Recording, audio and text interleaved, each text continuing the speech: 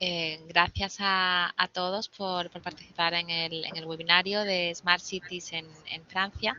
Este webinario se realiza en colaboración con la Oficina de Extenda en Francia y contará como consultora especializada en Smart Cities a Neoclid, que colabora con la Agencia Pública Francesa ADEME, que es la Agencia Nacional de Transición Ecológica y de Digitalización. Os paso ahora a Esther Ferri, que es la directora de Extenda en Francia, que os va a hacer una pequeña introducción de por qué hemos elegido este tema, que como sabéis Francia es un país puntero, y por qué hemos elegido a Neoclid como colaborador. Quisiera saludar a Dominique y a Livia, que son los consultores de Neoclid que van a realizar la exposición. Livia la va a hacer en inglés. Y Dominique, que es como el jefe de proyecto, por así decirlo, pues estará también para resolver las dudas que podáis tener. Muchas gracias. Gracias Rocío. Bienvenidos a todos y a todas a este webinario. Sabemos que Extenda lleva organizando a lo largo de este año y también del año anterior webinarios sobre Smart Cities, una temática muy de actualidad y bueno, estamos muy contentos de que se nos haya dado la oportunidad de hacerlo también con Francia. Bueno, como sabéis, el tema de la Smart City es muy vasto, es muy amplio. El concepto de Smart City incluye muchos sectores, empresas de distinta índole y por ello es muy difícil en una hora simplemente presentar cuáles serían las problemáticas, los desafíos, las tendencias, las oportunidades de este ecosistema hoy en día en Francia. Entonces nos hemos fijado un primer objetivo prudente, que sería el de ofrecernos un panorama genérico lo más amplio posible de lo que sería el ecosistema de la Smart City en Francia, presentaros los actores principales, ya sean públicos o privados, que están teniendo un papel importante en el desarrollo de proyectos relacionados con la Smart City en Francia. Y bueno, proporcionaros así una cartografía, una fotografía de lo que sería la Smart City en estos momentos en Francia. Para ello hemos contado con la colaboración de Neoclid, de la consultora Neoclid, y de su presidente y fundador, Dominique Renaudet. Bonjour Dominique. Hola a todos. Je voulais profiter de cette occasion pour vous remercier particulièrement pour votre implication, pour le temps que vous nous avez consacré dans la mise en place de ce webinaire. Le comentaba a Dominique que quería aprovechar esta ocasión para agradecerle expresamente toda la implicación y el tiempo que nos ha consagrado o otorgado para la gestión de este webinario, y voy a aprovechar para explicaros un poquito quién es Dominique. Bueno, Dominique es ingeniero de l'École Centrale de París, ingeniero también de l'École Nationale du Génie Rural des Eaux et des Forêts, que sería algo así como la Escuela de Ingeniería Forestal y Medioambiental.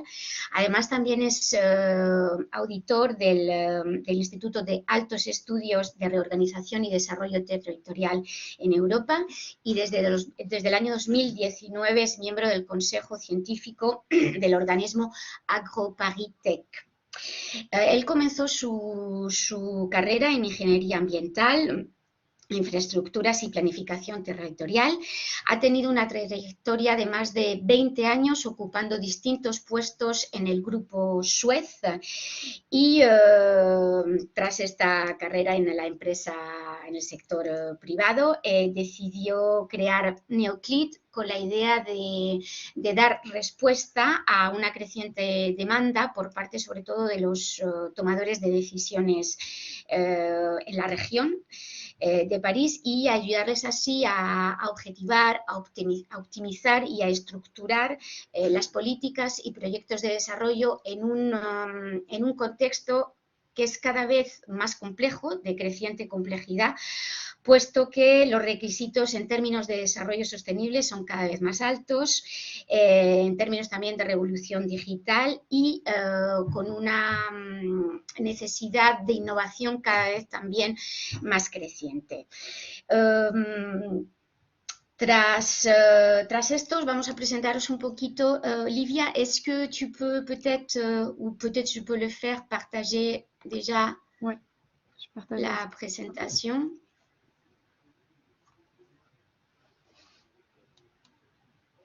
Ok, bueno, así os puedo presentar brevemente a Neoclid como consultora y gestora de proyectos en estrategia de innovación y desarrollo sostenible, apoyo a políticas públicas y también inteligencia colectiva. Neoclid acompaña sobre todo a colectividades territoriales y distintos servicios del Estado, como ha citado anteriormente Rocío, la ADEME, la agencia ADEME, y también a empresas privadas en distintos tipos de misiones. Tiene 5 áreas fundamentales de intervención. Ahí tenéis los distintos organismos a los que Neoclid acompaña y esas 5 áreas de intervención que serían planificación sostenible, desarrollo territorial, gestión en recursos locales, dar respuesta a los territorios, de los territorios a los nuevos riesgos climáticos y a los problemas de la sociedad, optimizar los servicios urbanos y acompañar en la transición digital y en la puesta en marcha de ciudades inteligentes. A continuación, voy a darle la palabra a Livia Carrillo, que es colaboradora de Neoclid. Ella es licenciada en Ciencias Políticas de la Universidad de Rennes y también está en posesión de un máster sobre servicios urbanos en red de esta misma universidad. Y ahí tenéis a todo el equipo de Neoclid, del que Livia Carrillo, que nos va a presentar la presentación, forma parte.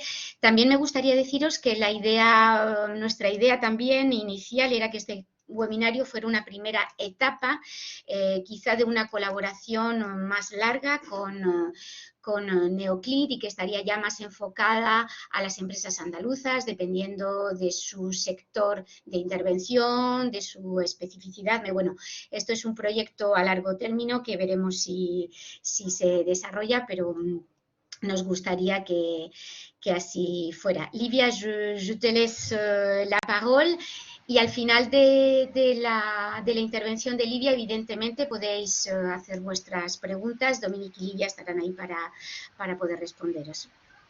Livia, quand vous voulez, à la fin, ils pourront poser les questions à la fin de la présentation. Merci. Merci. Pues voy a hacer la presentación en inglés. Gracias por escuchar. So first, I would like to add a little point about our references. So we work mainly with the Ministère de la Transition écologique, so Ministry of Ecological Transition, and we also work with different public actors that we're going to present in this presentation.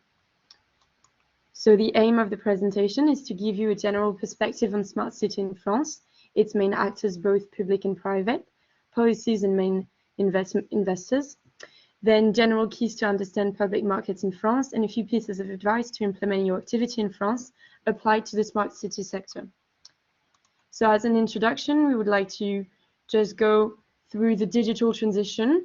So now it introduces 6 major changes: hybridization, multitude. So multitude is the idea that the user, citizen or consumer is now in the middle of the change. So, for example, concerning data, the user will be in the chain through the whole system. For example, it allows to use the resources that would not be used otherwise. There's also the idea of custom-made industrialization. So custom-made services are now in a more larger scale. The idea of real-time, also linked to anticipation, which can be done through digital changes, and subscription use. Nowadays, we are more focused on subscription use rather than ownership. And there's also the concept of change. We are changing of scale. We're going through a global scale.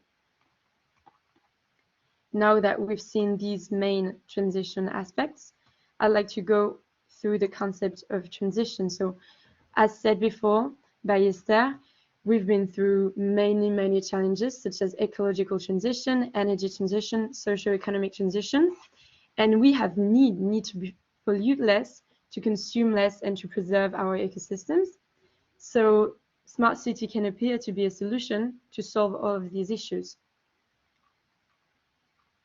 To go now to the French specific dynamics and resistance, we would like to focus on certain aspects that cannot be seen from abroad and that are quite important to have in mind before starting something in France.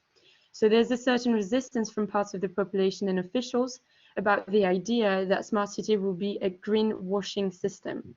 So this is a big resistance, and it can be applied to all of your activities. And about urban services, it can appear to just be a green varnish. So it doesn't change the main activity, but it just gives a greener image. So it's something really important in France. And there's also a big sensitivity about digital in general. So sensitivity about digital sobriety, because in France, we think that smart city is not only about digital and that we could focus on low-tech ideas. So the concept of smart city here is a bit different than it can be, for example, in other countries in Europe. And we have two main examples for this, the Linky meters and Stop COVID. So Linky meters are meters which have been added in households, in many houses in France. And it has been really hard to implement this system because there's been a really big resistance from population. They felt that they would be like tracked and that their personal data was used by the government, etc. So that's the main point. And this is what happened also with Stop COVID, an app which has been developed from the COVID crisis. And it's not really smart city, but it's a good example to show that there's been some controversy and sometimes some conspirations about data and how they could be used. So I think it's a sensibility that you should be aware of, because it can be a difficulty when you try to implement something. So now I'm going to go, sorry, is there? Okay, so I'm going to present the main actors of smart city in France. And first, we're going to start with private companies presenting the big groups in France, which are really important to understand the whole ecosystem. So we're going to start with urban services companies. They're particularly well developed in France. They're really like entrenched in France because they're here since decades and sometimes since the last century. So first there's Veolia, which is the world leader in public services, mainly working on water, waste and energy management services. There is Suez. Now they're closer, there's been a sort of fusion, but Suez was working mainly on water and waste management, and it's the largest private water supplier in the world.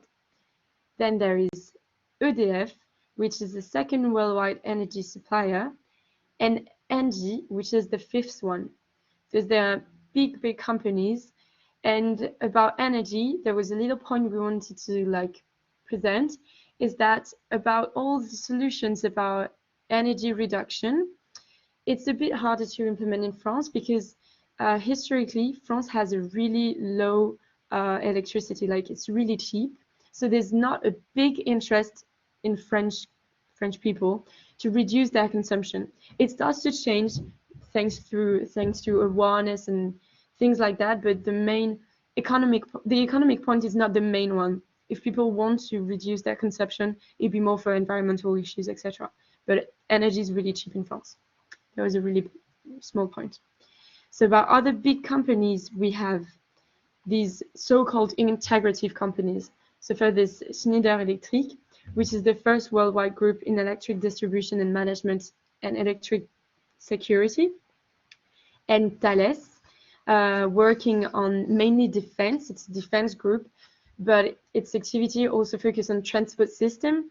So there's issues about transport management, so it can be interesting for you.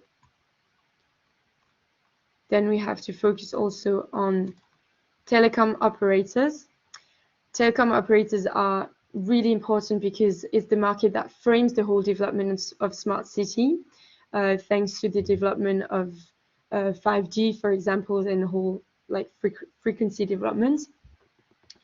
The market is really strong. There are Orange, Free, Bouygues, or SFR, which are really big companies. But about this, there's also building industry. So building industry, we know, for example, Bouygues Immobilier and Construction, Vinci, Eiffage, and this company have incubators, and they are really looking for developing their smart solutions. And smart solutions are also allowed through worldwide digital leading firms such as Google, IBM, or Cisco, needed to develop also smart and digital solutions. So all of these public and big companies have smart city offer. So it's an industrial and diversified offer, yet not really adapted to the market for the time being. For example, solutions in telecom are for the moment quite specific. They're not broad solutions, and urban operators offer digital solution, but as a complement. It's a complement to their main business, and it's not a transversal solution for the moment, but it's starting to change, and smart solutions are developing. So what I said is, yes, that transversal solution, and mainly towards user consumer. So for example, what I said about Linky was for consumer. It was not for the territory, it was for households. So yeah, that was my point. And we would like to tell you a first take-home message is that, yes, this smart city in France offers are led by competent and huge urban operators in a mature and strong market. As I said, the company are really entrenched, they're really strong. So it's a strong market. As a drawback, we can say that it's a bit hard at first sight to insert in an upfront way. However, there are really big opportunities for small businesses because big companies are constantly looking for niche firms as subcontractors.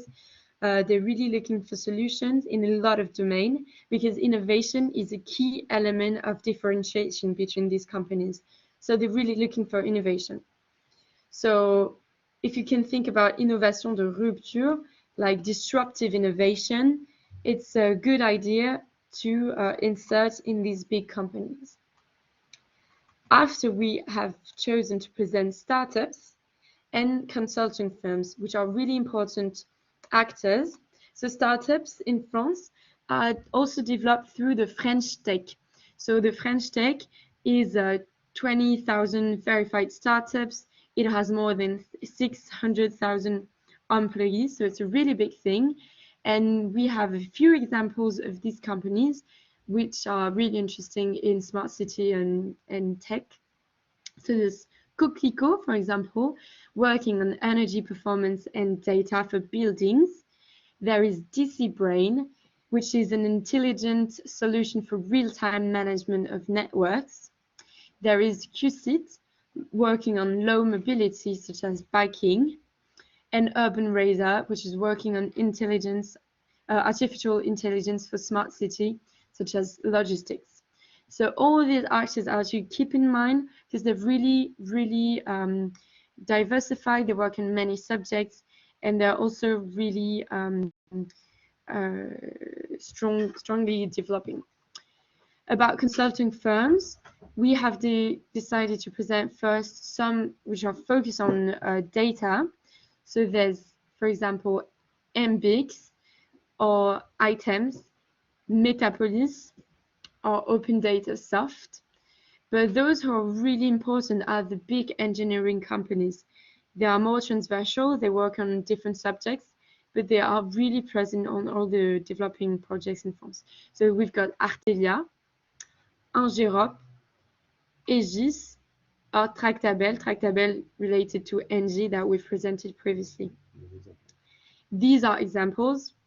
There are plenty of other examples that we could show you, but these ones are quite interesting, and if you want to make some research about them, could be a really good idea.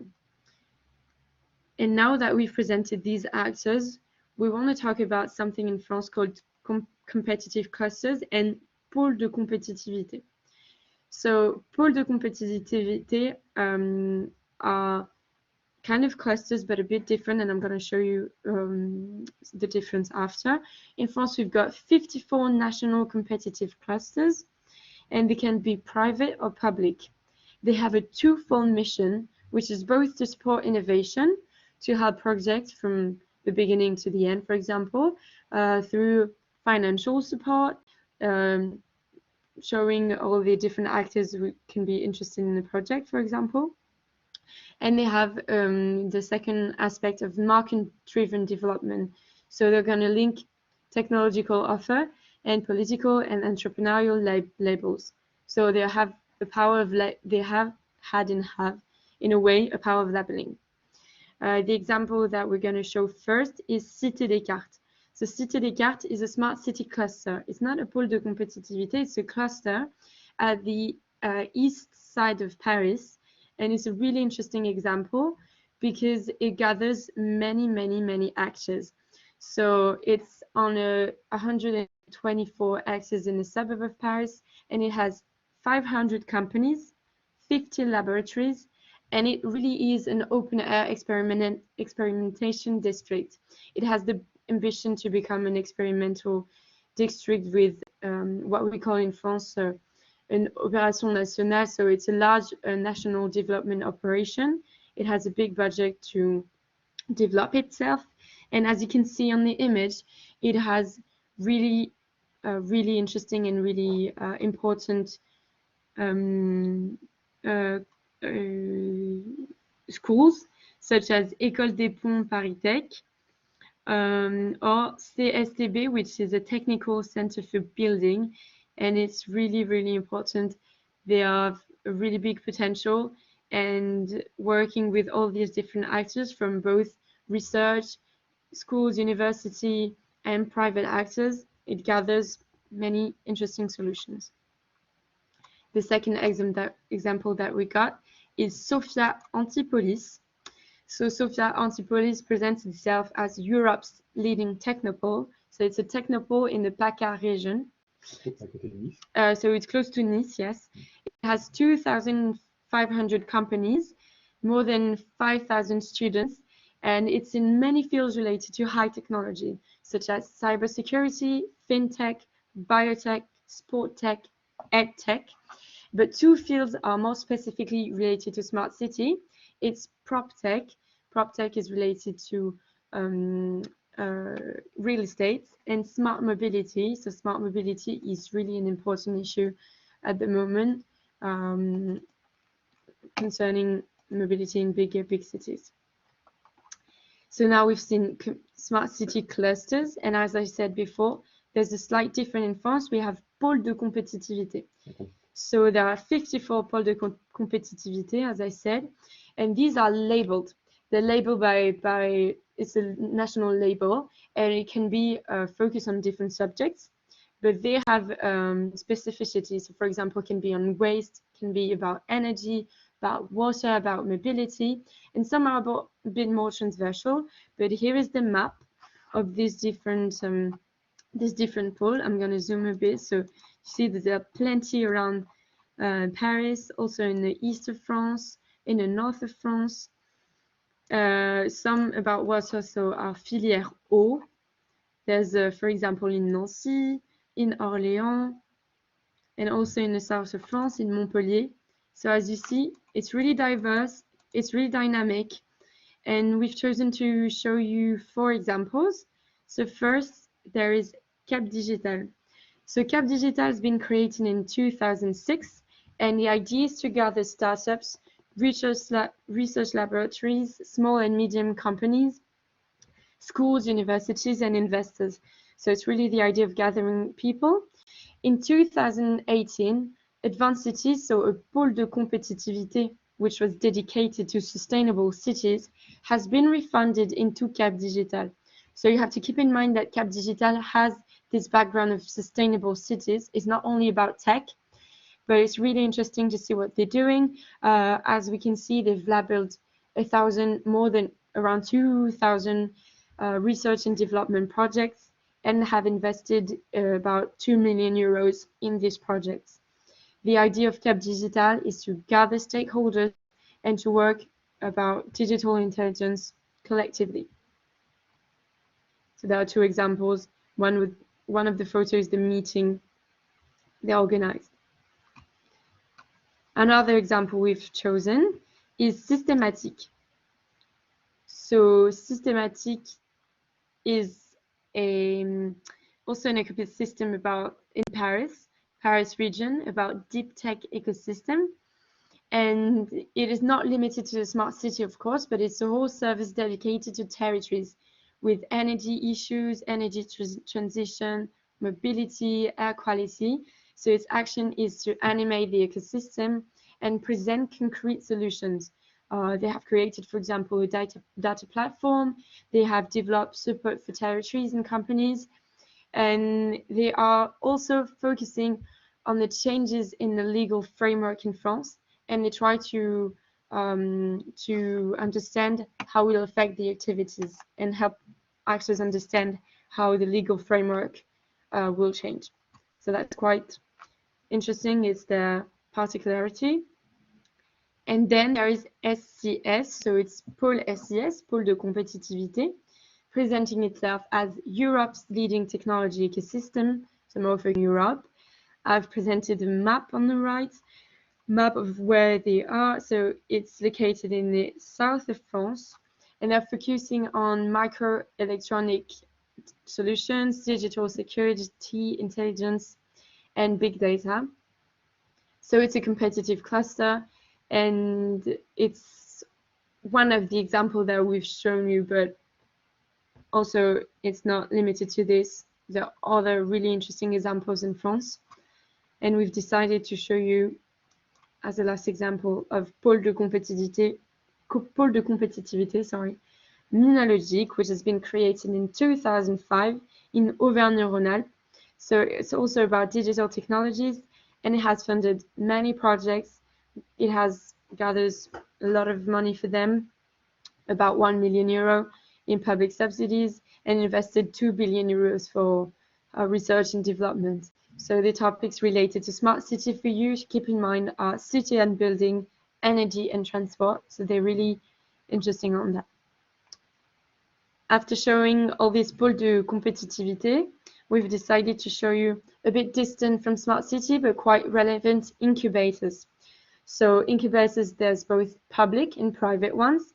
About public, with the example of Urban Lab. So not every, but many French metropolises have their own incubators. Urban Lab is Paris's one. It's a lab about, it's an incubator, and it's public. And there's the other side of research centers. And we've got the example of CSTB Lab, as presented in Cité Descartes before, CSTB, so about buildings. It's an accelerator encouraging the development of new projects and services in response to the main scientific and technical challenges of both energy, environment, performance, health, and accessibility. And about private ones, we have a few examples, ones related to companies.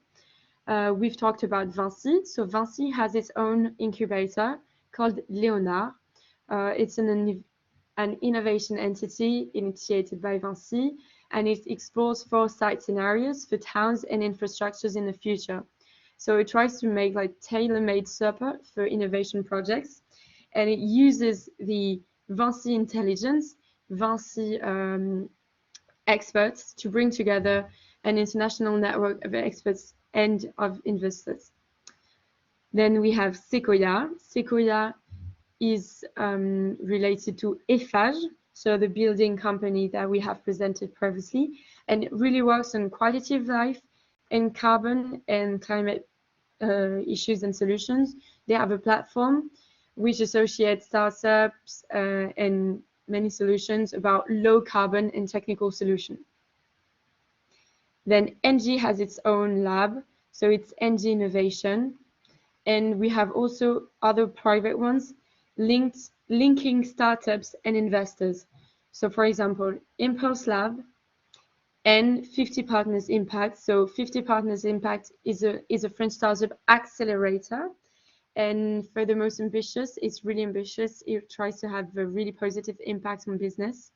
And it has been created by senior entrepreneurs working on the impact startups can have in direct response to SDGs, so Sustainable Development Goals. And to conclude, there are also public-private ones. There's Data City in Paris with NUMA. So it's an open innovation program co-organized by Startups Accelerator and the City of Paris. So it's a program which allows international startups to focus on these new challenges and to find partners of quality in this area. So that's quite interesting because they work with, as I said, international partners. And in Paris, there's also Paris & Co. and the incubator Comet, dedicated also to foreign investors. So for example, they have worked on fintech, lifestyle, healthcare, etc. So it's not limited to smart city, but they have really interesting solutions.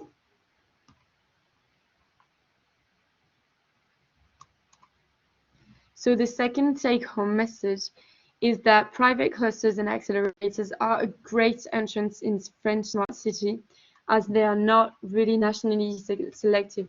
You can find really interesting partners there. So the drawback is that it's a bit hard to insert oneself up front, as said before, but the companies in these clusters are also interested for partnerships. Then the second part, we'll talk about state-level policies and events. On peut peut-être dire notamment sur le lien sur les projets Horizon Europe, hein, pour faire des partenariats aussi pour répondre aux appels à projets internationaux et européens. C'est sur la diapo précédente. Ouais, mais c'est qu'en fait, c'était le texte de celle d'avant, ça marche pas. But about, when I said about international and foreign investors, you can keep in mind that there's European programs such as Horizon Europe, which are really dynamic at the moment. So it can be an idea to know that in France, there are some really interesting startups and really interesting clusters and incubators, which you could work with for this kind of project, such as Horizon Europe. So maybe it's something that you could think about, and European Union really tries to develop projects and to be dynamic about smart cities. So European Union is also an interesting scale, even if it was not central in this presentation.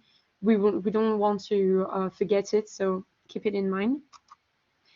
So about state level policies and events, we have a big presentation about different public actors, because it's a bit difficult to understand who does what. So we are going to do an overview of these actors. So they do not directly operate to support smart city, but they are related to it, and I'm gonna develop point by point. So we'll go through Caisse de dépôt, Agence nationale de l'habitat, En rue, Agence nationale pour la rénovation urbaine, so urban renovation, and the ADEME, Agence de la transition écologique. So in the first time, about Caisse des dépôts et consignations. So the Caisse des dépôts is an organization at the junction of private and public. It has a unique status, so it's really important in the French development in general. It is independent from the state since its creation, but it's supervised by the parliament, and it's self-managed, financing many things. So its four main business lines are Bank of Territories. So it works with local actors in the service of territorial development. It advises, it finances loans, investments to local authorities, works on social housing, etc. It works on services with retirement platform, training accounts, disabilities pathways, etc.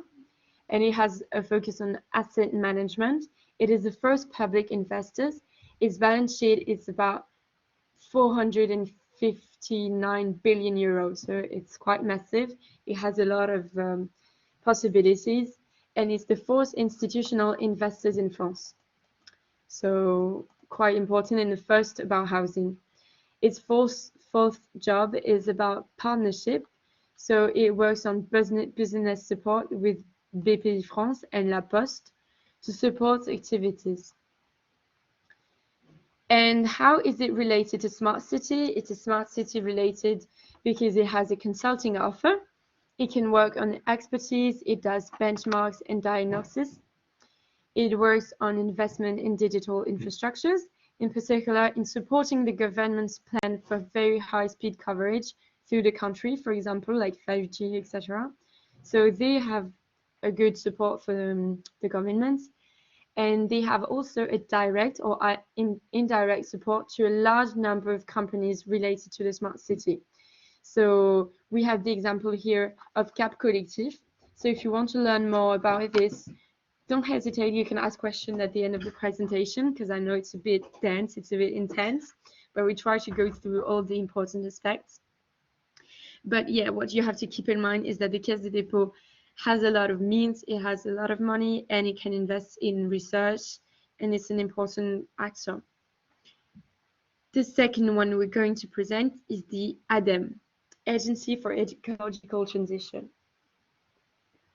Its aim is to support the ecological transition in France.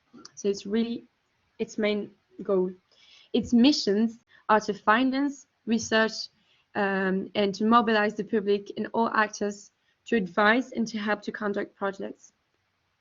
So ADEME leads a really important goal, and it works on 5 sectors: waste, polluted soils and brownfields, climate and energy, air and noise, and transit actions. So it has a smart city support, especially directed towards sustainable city initiatives. So it'll do call of proposals, even in document developments, consulting for public actors. They have really interesting documents. If you want to learn more, they have a really interesting platform, and you can have many insights of what's going on in France, of all the different challenges at the moment. And they are really, really interesting and really important. We're going to talk now about national programs supporting the smart city sector. There is le PIA 4, which is the investment program for the future, number 4, there have been 4. It was launched in 2020, and the post-COVID economic relaunch plan, so it's France Relance, and it has been launched in 2021 about the COVID crisis. And we're going to go more into details on the next slide about the PIA 4 first. So PIA 4 is 20 million euros, in which 11 are integrated to the France Relance plan, so the green one. PIA 4 was launched at the end of September 2020. Its implementation is happening now, and the program is supposed to run for 4 years, oriented to be more about territories and to respond more to ecological transition issues. In particular, the latter, at least one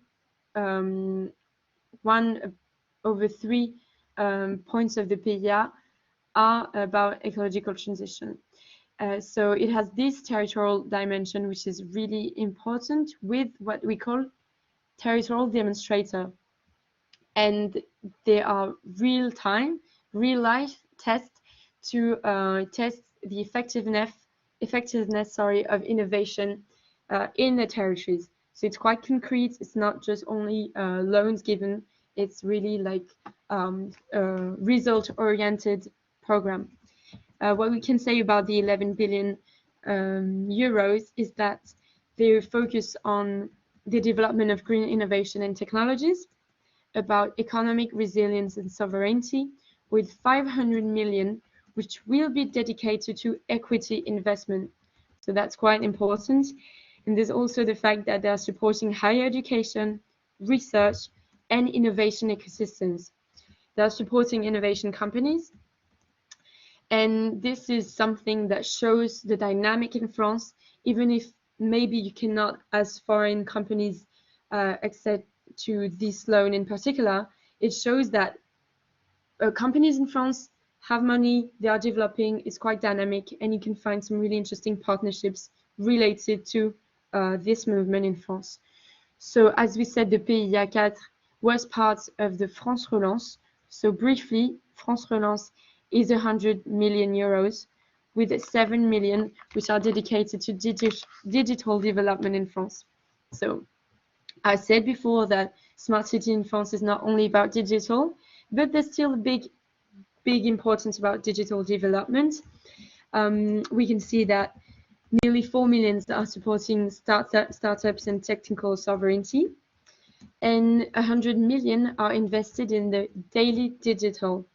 So solutions are wanted in France, and it's quite dynamic, as I said. Now, these are not the main actors, but we'd like to show a bit what they do. I said ENRU and National Agency for Housing, so I'm going to go briefly on these actors and show you who they are, so you have a bit of an insight. So the National Agency of Urban Renovation, ENRU, has one main mission. It works, as the name says, on urban renovation, so it supports urban policies. It's responsible for steering and financing the program of urban renovation in France, PNRU, and it finances and supports local authorities and social landlords. So social landlords sometimes have smart city solutions, so it's quite interesting to know that they work on it. As I said, smart city support is not their main activity, but they have this ENRU Plus program which supports innovation on urban projects, and it works on identified districts. So these districts will have a bit of money to go through innovation. So it's 121 million euros, which is still a good amount. And it also has smart city support in a way that it works with professional network. So ENRU Plus program partners and Les Innovateurs, we try to gather all these important actors. Then there is the ANA, National Agency for Housing. Its mission is to work on the quality of private existing housing. And its main tool is also financial. It's financing poor to fragile owners. And how is it related to smart city with support? But it's really very peripheral. But it's an actor that you should know just because it's in the ecosystem. Then there are also other actors, institutional actors supporting smart city policies.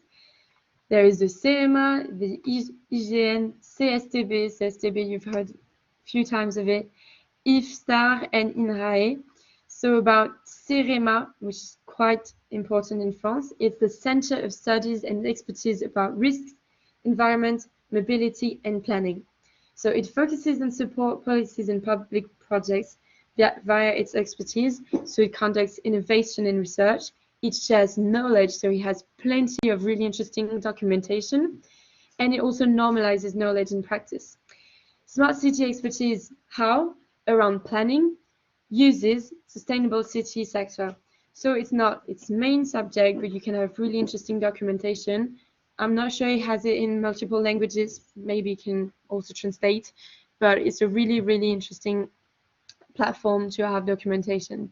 And the CSTB again, so it's a scientific and technical center for building, which guarantees quality and security for building and supports innovation in the sector.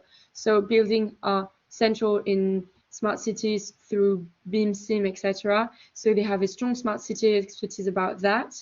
BIM and multi-scale BIM. Its 5 activities are, again, research, evaluation, labeling, experiments, and knowledge diffusion. So, as we've talked multiple times about it, I think you should keep it in mind.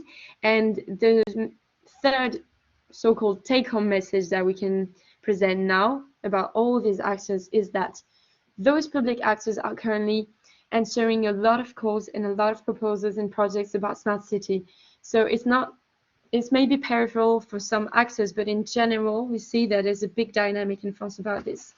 and that there are real opportunities in joining French companies, in particular with subcontracting. So we've seen these big companies, you have subcontract opportunities. And if you have more questions about this, don't hesitate to ask them in the chat, and we'll go more into details after this presentation.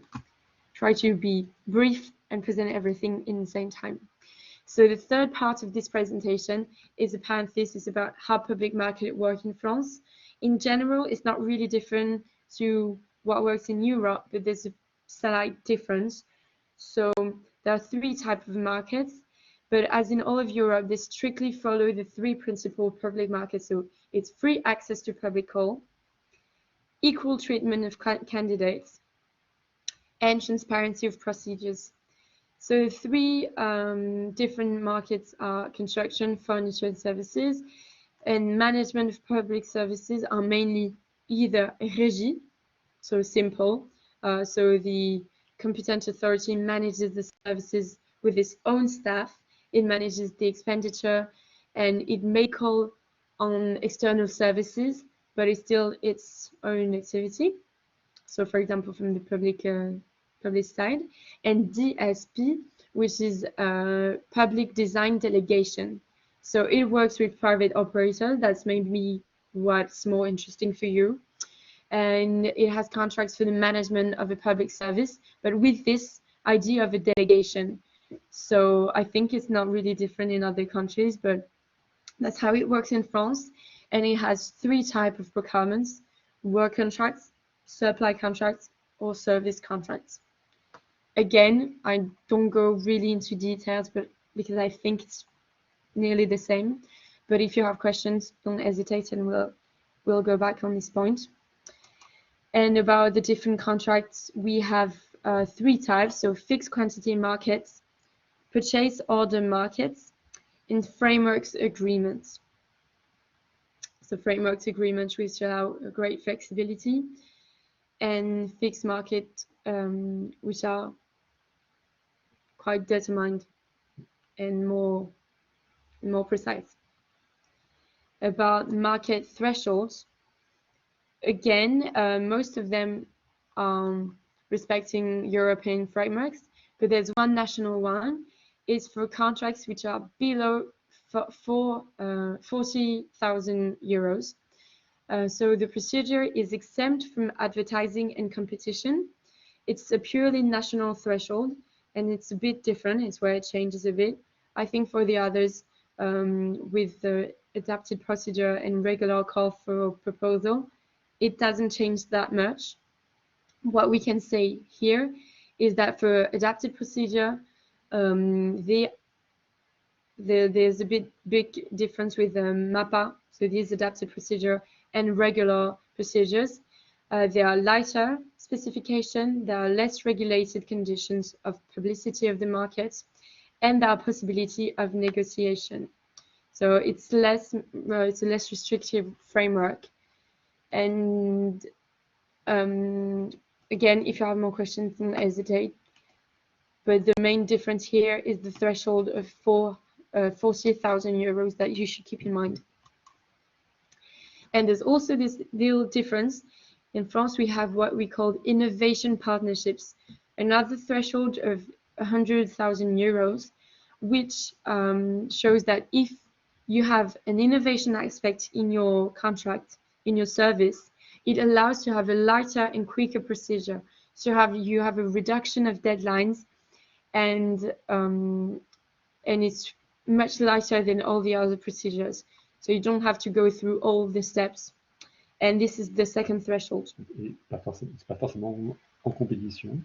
Yes, it's not always in competition, which is also quicker but lighter in the way that you don't have to go through this competition. So in order to understand smart city policies, we have to go through the main different types of communities in France, because there's a different division than in Spain, I guess, and other countries. So we'll have to go through the main communities in France briefly, but I think it's necessary because it's a bit difficult to understand. We'll go through the higher division and go through the smaller one. First, we have région. There are 13 regions in France, and they are in charge of transports, economic development and innovation, planning and environment. So they have this broad qualification, and it's quite large aspect.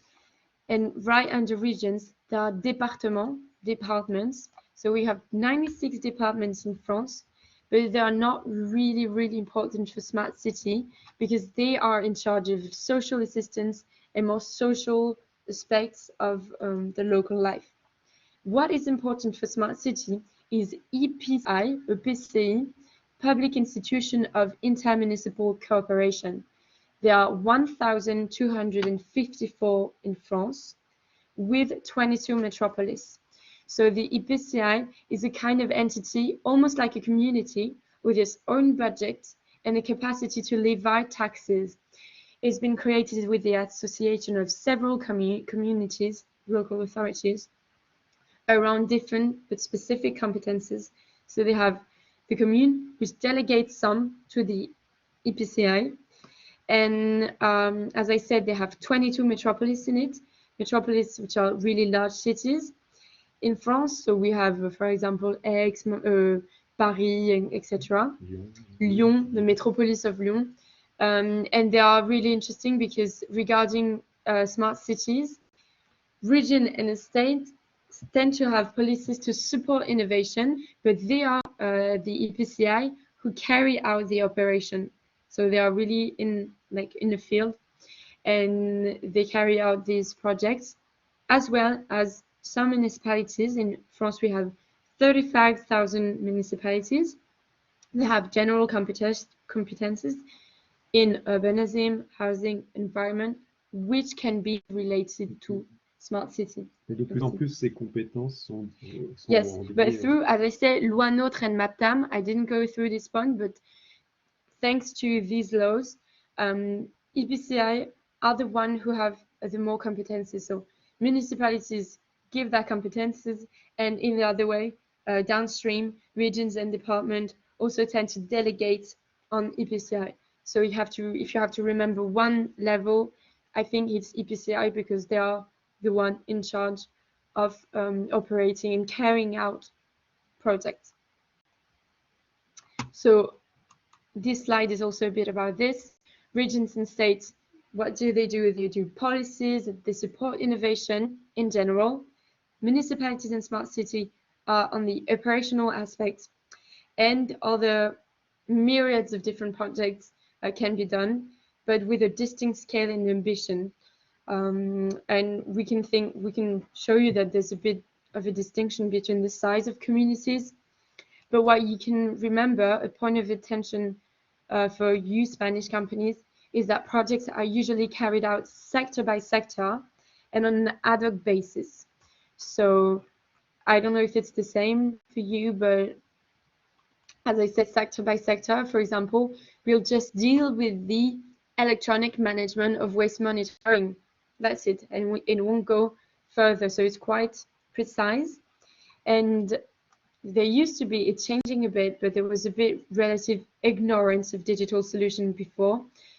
Some are not really aware of all the new innovations, of new trends.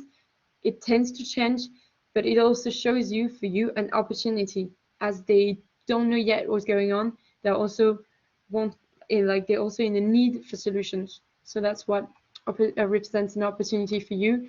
You can propose solutions, and some really lack digital skills and structures. So as projects are mainly offered by large groups and large volumes, there's an opportunity to be seized. About large communities, we wanted to go further on this point, as most of the large city solutions are for big cities and metropolis. What are the characteristics? So first, they tend to be more and more mature and advanced in their projects. They are really big and global, at least multi-sectorial. For example, at Dijon, and Angers, Paris, they have large innovation contracts, delegations, or heavily financed public procurement contracts with large groups, and they go through different subjects. and different sectors. But projects are also supported by entire teams, which is important to know that you have a good engineering projects with an overall management structure. So there's frequent recourse to AMO. Je sais pas comment say in English. Non, dis pas comme ça. To subcontractors. So it's interesting for you because cities and municipalities don't always know particularly what they want. So you have the opportunity to propose some interesting things. And also the last point was there's a clear competitive dimension between metropolitan areas and the international community, which is a display of the project by the city. Paris, for example, is a great example because it tries to have an international image and international impact. The last point of attention for you is that stakes around smart city are, as we said before, inclusiveness of all the citizens, like socially, but also in general. People don't have always an access to digital things. So when you think about smart city, it's not only digital. There's the point, as we said, with the Linky and the Stop COVID, there is the question of personal data. So the respect of people's privacy and individual freedom is completely necessary in France for a project to work. Otherwise, there can be some resistance, and that's it. And there's a digital sovereignty aspect, as I said. Smart city can appear for some people as just green varnish and greenwashing. So it has to prove that the project has a good environmental impact, because the environmental issue is quite important and central in France. So the sensitivity in France on this issue has to be kept in mind. And there's a quick example, but we've worked with Cap Excellence. Cap Excellence is in the Guadeloupe. It's an island, a French island, Guadeloupe, and there they had the idea of implementing intelligent services to improve waste services. And as I said, sometimes actors don't know exactly what they want, but they have a really strong attention on inequality regarding digital aspects. So it was both an opportunity, as they had not a clear idea of what they wanted. You can propose some idea, you have more flexibility. However, these sensitivities are always there, and you have to keep them in mind. But from a good, we wanted to show you good business cases to show you that it's also really interesting and possible to insert in the French market. We've taken the example of Control, a company which has plenty of really interesting projects in France. And we've seen that it was based in different cities in France. We don't know them personally, but we've seen that they had been in the French market with different actors. So it's maybe a good idea to show you which were the stakeholders and how they worked. So they work on monitoring system. It's a company working on monitoring system. So they've worked in Nantes, at the Sports Performance and Experiential Resource Center of Nantes, what we call CREPS in French. It's a bit long, but it's a sports center. And they have worked with Area Études Nantes, which was at the project management, and the Pays de la Loire region. So you see, it was the region who worked on this project, and they have implemented a monitoring system. The second example of Control is really interesting because it's really urban. It's about urban services. The company has worked with Engie on the heat network of the city of Pau. So the heat network needed a management system, and Engie worked with Control as a subcontractor to work on the management system with also another company, Aegis, which has been shown in companies such as consultants and study companies. So Aegis is really important in France, and we see two actors to keep in mind here because it's been an efficient project. They worked also with the Banque des Territoires that we've presented. So it shows that the Banque des Territoires was involved in the project, has chosen to give some money for this. And there's some resources and money for innovative projects. The last example of distance control is Village Landais Alzheimer. So it's a center for people with the disease of Alzheimer. It's in Dax, France. And they have worked again with NG and the Department of Land. So different scales, different levels, but we see that there's always NG or big companies such as such and other consultants sometimes during the design and or the research and the management. Pardon Olivia, elle vient d'où cette entreprise? Distance Control Oui. is a German, I think it's a German one. A German one, okay, thank you. And there's a Spanish example now, which is Ros Roca. We've not forgotten, oh, there's a second C, sorry, I made a mistake, but Ros Roca is a good example of a Spanish company working in France. And it has worked on automated waste collection in few different cities. So we have the example of a work with CITA. It was in Vitry-sur-Seine, and they have worked on the pipes of this project. So the objective of the project was the creation of a waste collection network and the transport of this network.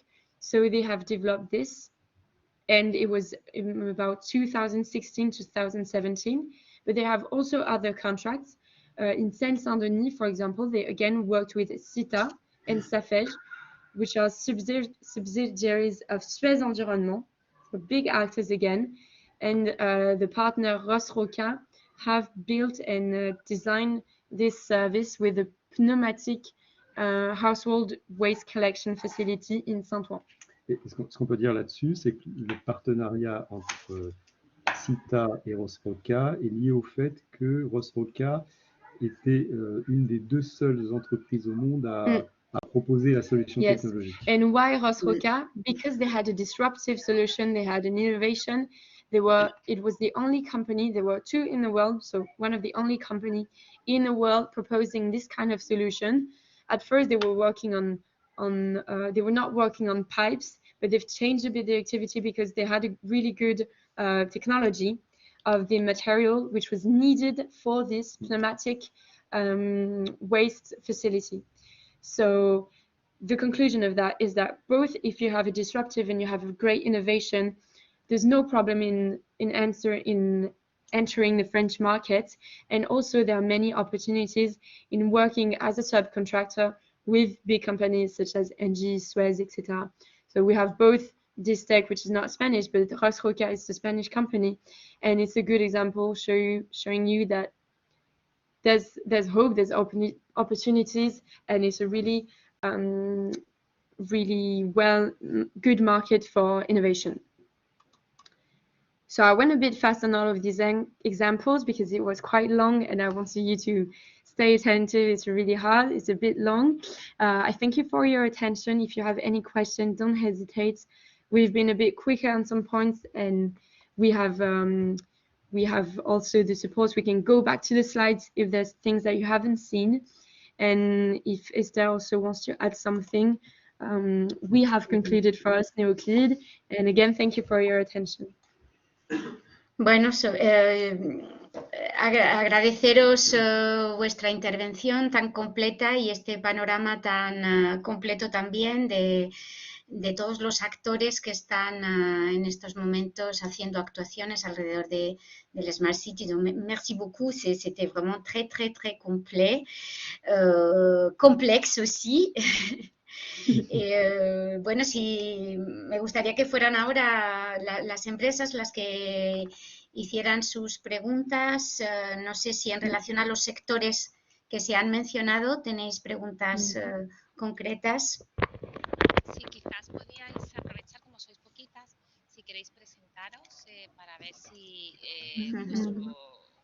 vuestro proyecto, para que lo conozcan Neoclit o algo, sería una oportunidad ahora, si os parece. Si no, pues, o si tenéis alguna otra pregunta concreta, como queráis. Lo digo porque aprovechando que no es que no hay un auditorio muy amplio, eso trae estas ventajas, ¿no? Que podamos hacer esta pequeña presentación si es que os parece oportuno. Rocío propose que les entreprises, comme elles ne sont pas très nombreuses, on a cette chance, elles peuvent peut-être se présenter, expliquer un petit peu ce qu'elles font et du coup, on peut avoir un échange aussi par rapport à tout ce qui a été dit.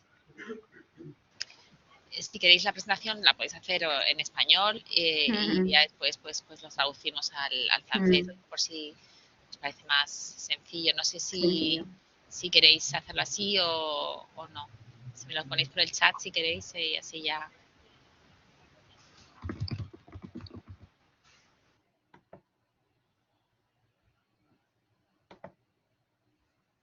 Bueno, no sé, no hay ninguna empresa que quiera comenzar o no. No lo sé. Bueno, pues si no queréis presentaros y no tenéis ninguna pregunta, lo dejamos aquí.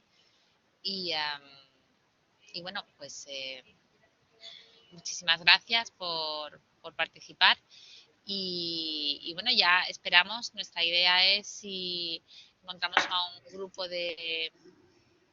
Mira, me dice una empresa que no tiene ninguna empresa, que no tiene ninguna pregunta. Nuestra idea sería, si encontramos un grupito de empresas andaluzas interesadas en trabajar en este ámbito con Neoclit, pues sí que podríamos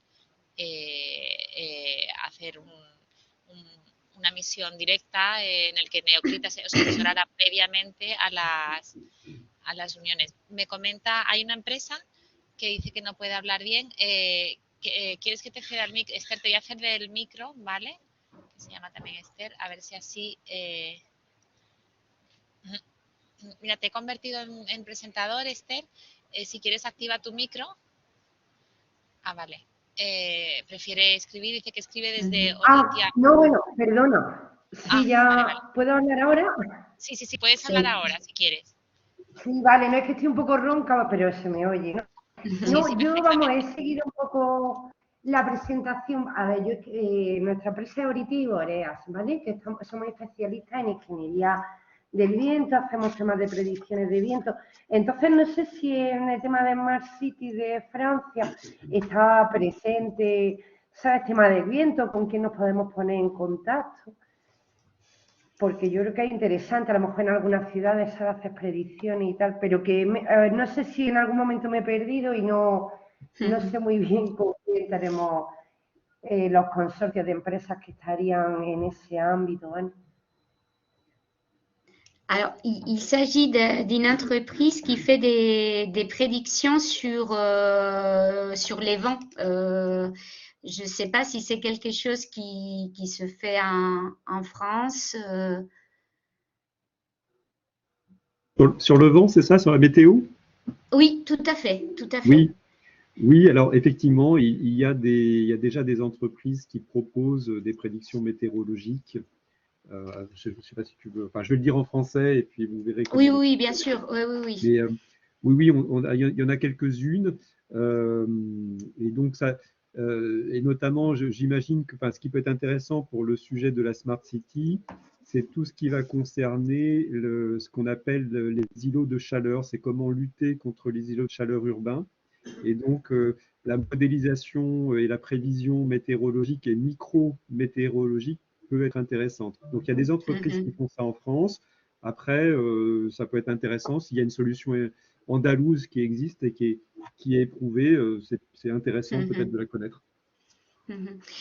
Sí, Dominique dice qu'efectivamente sí que hay empresas francesas que están trabajando sobre predicciones meteorológicas de viento u de otras características meteorológicas.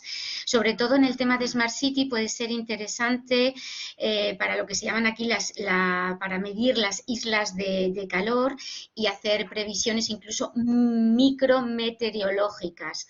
No sé si el tipo de predicciones que hacéis vosotros se aplican a la meteorología en general o están muy centradas en el viento. Pero bueno, dice que en cualquier caso si tenéis algún